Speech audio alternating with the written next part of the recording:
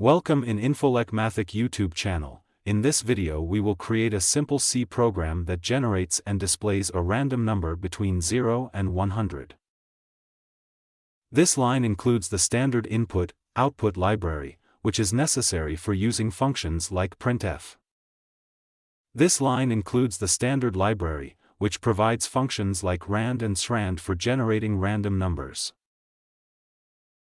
Include the time library for time-related functions.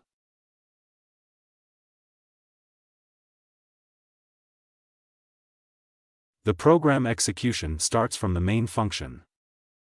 This line seeds the random number generator with the current time. Time, null, returns the current time in seconds, providing a different seed for the random number generator each time the program is run.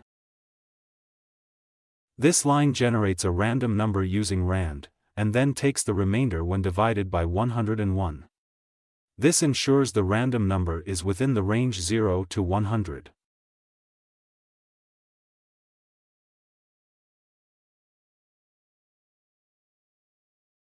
This line prints the generated random number to the console.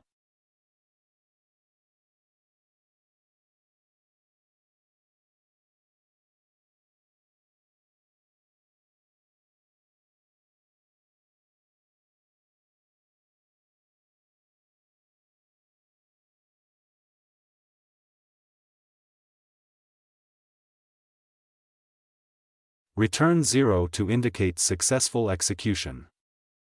Now, let's execute the program.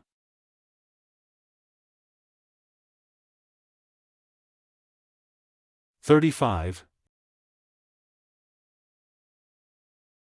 80,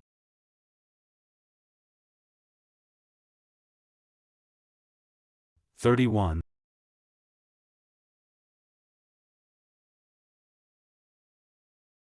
71. Thank you for watching this video. Goodbye.